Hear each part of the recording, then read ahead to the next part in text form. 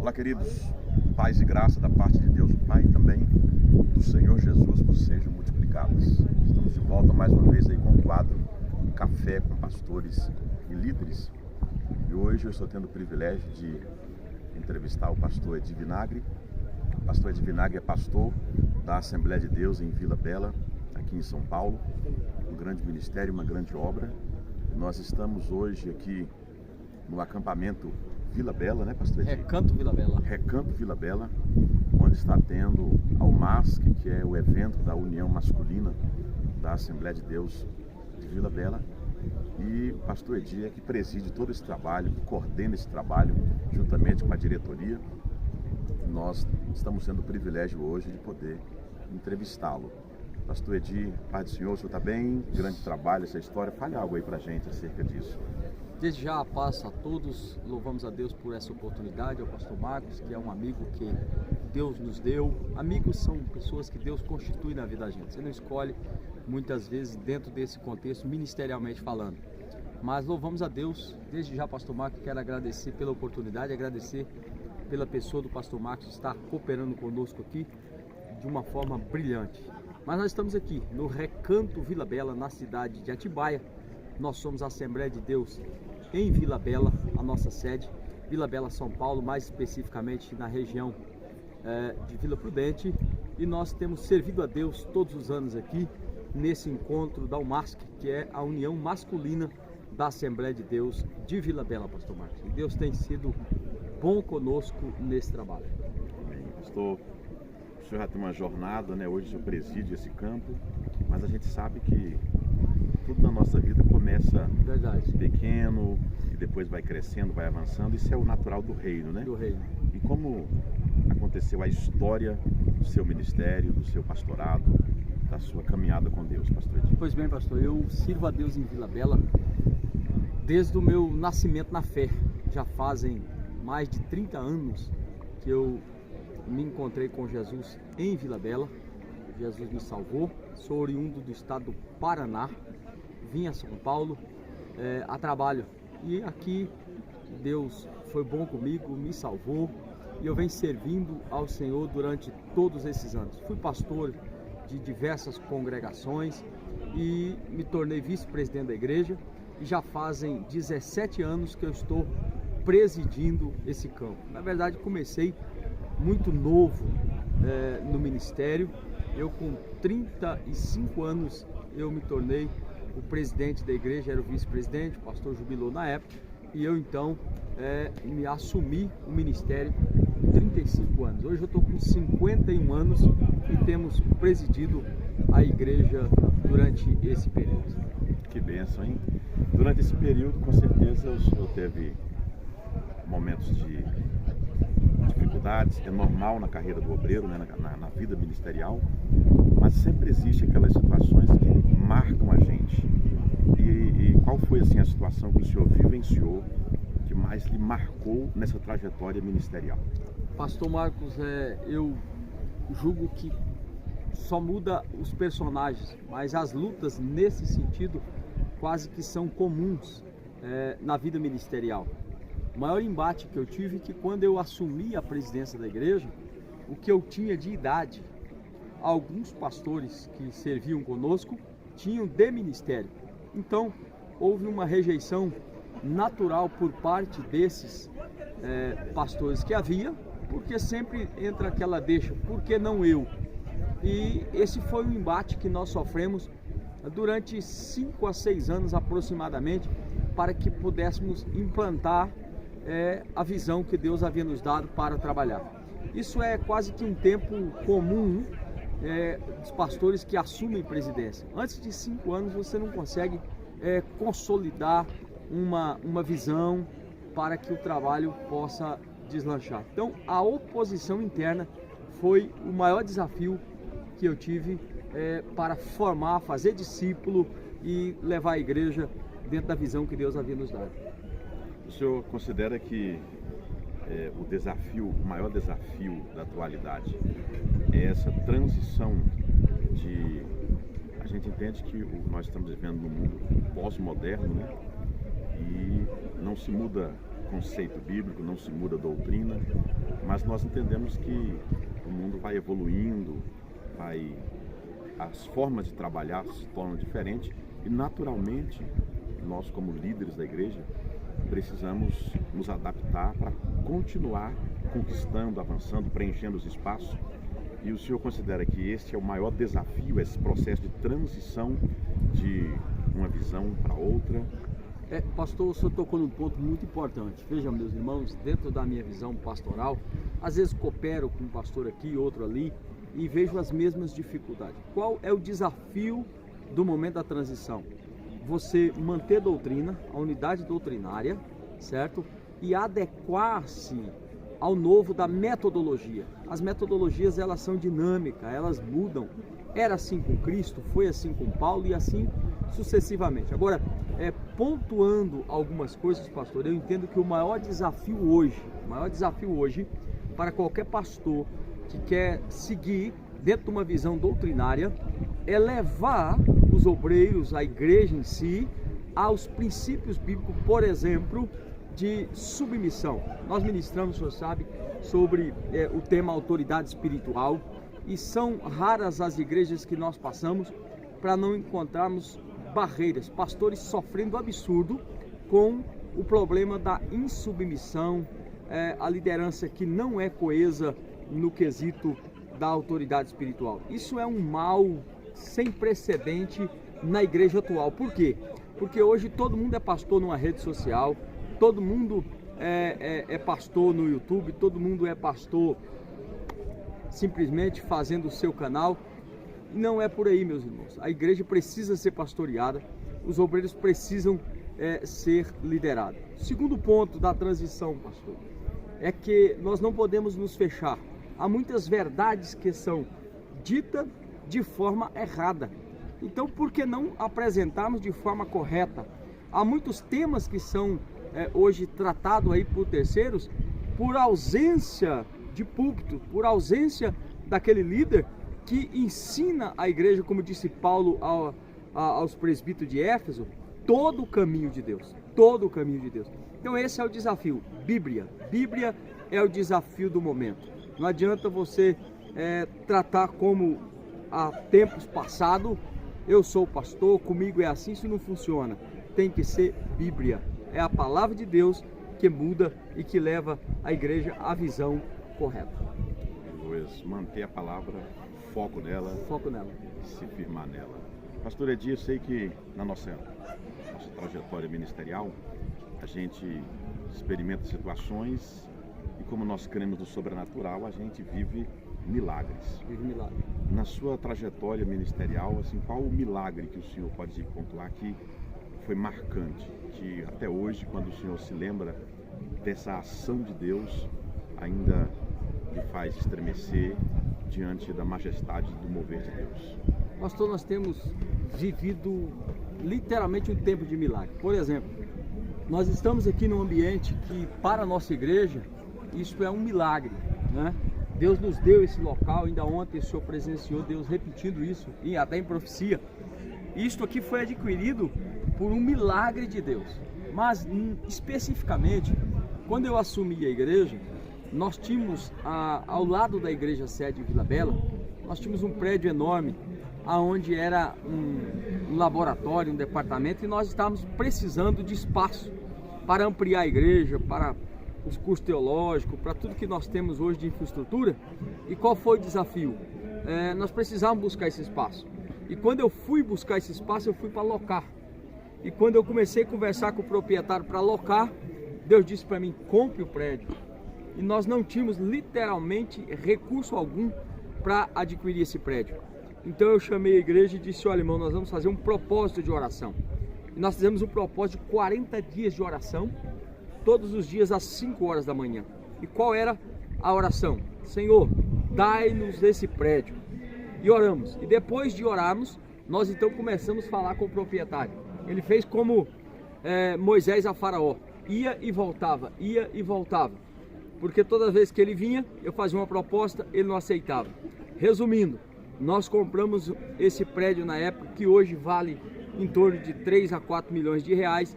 Nós compramos esse prédio na época sem recurso algum, com apenas R$15.000 de entrada de uma oferta que fizemos de última hora.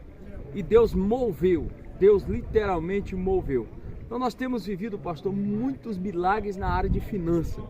Sabe que esse local aqui, nós usamos para treinamento de obreiro. Sábado próximo agora, permitindo Deus, nós estaremos aqui num trabalho de imersão, só falando de finanças.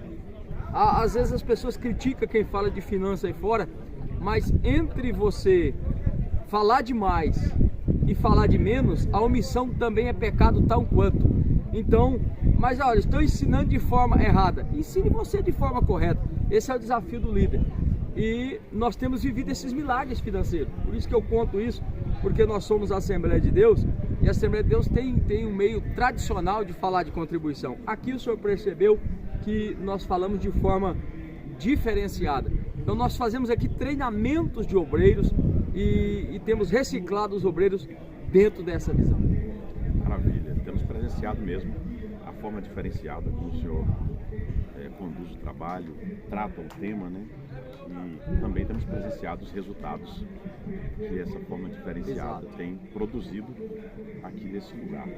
E eu queria ainda pedir para o senhor dar uma palavra essa nova geração que está vindo, a geração que está atuando no momento, uma palavra que o senhor, como pastor, poderia transmitir a todos esses novos obreiros e aqueles que estão na lida com a mão no arado. A Escritura orienta que não podemos olhar para trás. E uma palavra pastoral para toda essa gama de obreiros. Bom, a primeira palavra que eu tenho para você, meu querido jovem, querido obreiro que está iniciando o ministério, você que está já talvez na corrida ministerial, mas ainda está em formação. Número 1, seja você. Seja você, porque você é único. Você não precisa copiar ninguém. Seja você. Segundo, busque referencial. Se aproxime de quem agrega na sua vida. Terceiro, tenha uma liderança sobre você. Você não é ninguém se não estiver debaixo de uma liderança. Jesus disse: ninguém tem autoridade se não estiver sob autoridade. Se você não tiver uma liderança, o que chama hoje na linguagem moderna de mentoria, você com certeza vai fracassar ministerialmente falando. Se você olha um pouquinho fora aí, você vai ver que potenciais que se iniciaram no ministério recentemente já estão parando. Que ministério meteoro é esse? Ministério é constância. Deus te chamou para mais, Deus te chamou para ir além. Então firme estas estacas de princípios que eu disse, essas 3 estacas, elas vão sustentar o teu ministério. A corda pode esticar o tanto que for, se elas estiverem nessas estacas, ela não vai se arrebentar. As estacas lhe segurarão. Primeiro, da autenticidade, isto é importante. Segundo, do referencial. Terceiro, da liderança que estará sobre a sua vida. Saiba a quem você se submete. Saiba quem é comando sobre você. Você precisa disso, não se esqueça. São estacas que vai sustentar o seu ministério. Sabe por quê? Desperta o dom que há em ti. Desperta o dom que há em ti. Deus te deu graça para pregar, graça para ensinar, graça para pastorear. E isso tudo precisa estar firmado nessas estacas, porque senão, com certeza, se perderão pelo meio do caminho. Glória a Deus. Eu vou pedir o pastor Edir para poder dar uma palavra dentro de uma das linhas que ele gosta de abordar. E, como ele já falou, no próximo final de semana vai ter aqui um trabalho de imersão, onde ele vai estar com a liderança da igreja, os pastores dirigentes, os vice-pastores e aqueles que estiverem dispostos a estarem aqui, participando dessa imersão na Escritura, na Palavra, uma imersão em Deus. E só dele divulgar ontem à noite eu fiquei com vontade de estar aqui no próximo final de semana. Não vou poder estar, a distância não permite, mas eu quero que o pastor Edir dê uma palavra para fechar aqui o pacote, algo nesse sentido aí. Veja, pastor Marcos, quando eu assumi a presidência da igreja, eu fui orar sobre finanças. Orar como qualquer pastor ora e deve orar. Eu orava assim: Senhor, envia dizimista, envia ofertantes, envia recurso para a obra. Porque quando eu fui entender o contexto da igreja como presidente agora, porque na Assembleia de Deus nós temos um desafio muito grande, porque nós somos pastor e administrador ao mesmo tempo, e administração é razão, pastorado é coração, mas eu quero encontrar um pastor para parabenizar. Qual pastor que você quer encontrar? Aquele que consegue fazer a administração da igreja sem coração, só com a razão. Então a gente fala mais sim do que não, e isso aperta o cinto demais, porque você é pastor, então às vezes você estica a corda da administração da igreja para atender porque é coração. E quando eu fui orar acerca disso, pastor Marcos, eu estou orando, Deus envia recurso. Deus falou claramente comigo como eu estou falando com o senhor aqui. Não adianta orar sem ensinar. Ensine o povo. Eu disse, Deus, mas eu tenho ensinado. Mas eu ensinava daquela forma extremamente tradicional. Número 1, a Assembleia não fala de oferta no culto. Eu cansei de ouvir a seguinte expressão na igreja: irmãos, nós agora vamos levantar os donativos para a casa do Senhor. Meu irmão, donativo é lá no centro espírita, donativo é lá no farol. Aqui é oferta ao Senhor, e oferta ao Senhor é adoração. De maneira que eu fiquei um ano, comecei pela igreja sede. Todos os cultos fui ensinando sistematicamente sobre isso. E Deus foi dando luz nos textos bíblicos. De forma que a igreja cresceu, pastor Marcos. Em finança, está aí o pastor Cláudio.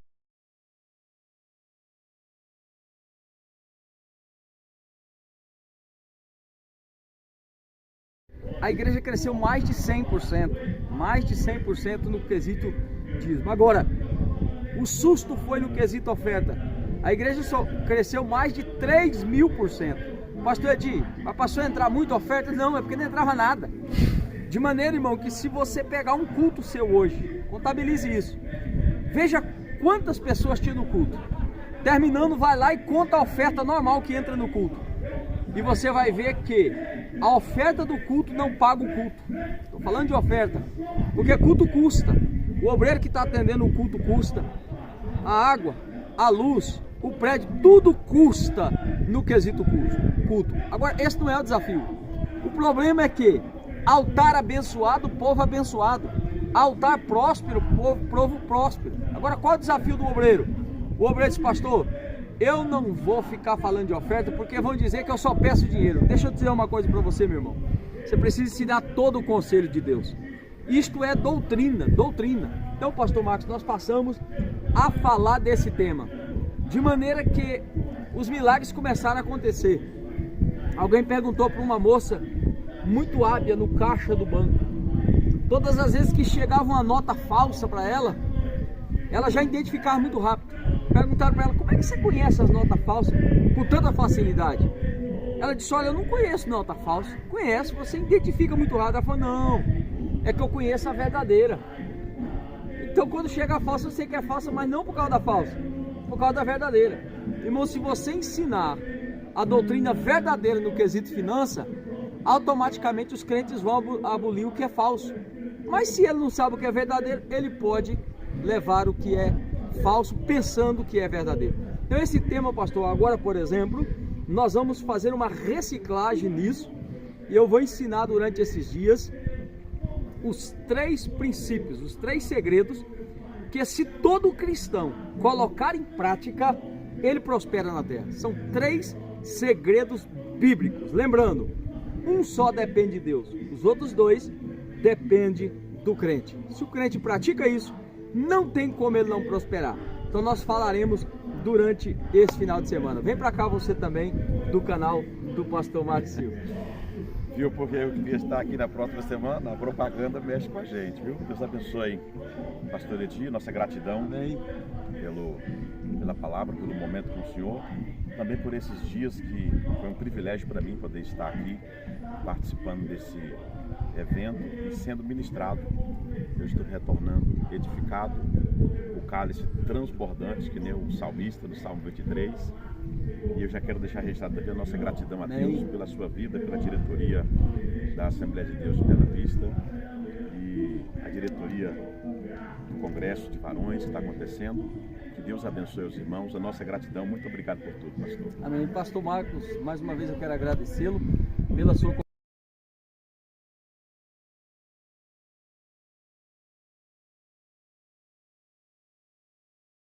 tê-lo conosco. Deus abençoe, pastor. Nossa gratidão. Meus irmãos, Deus abençoe. Pastor Edir, nossa gratidão. Deus continue abençoando a sua vida, sua casa, sua família, a sua chamada ministerial. Que você possa crescer, avançar, progredir, prosperar e o nome do Senhor sempre ser glorificado através da sua vida e do seu ministério. Deus te abençoe. É isso aí, né, pastor? É isso aí, pastor. Obrigado. Eu não tenho muito costume. Eu tô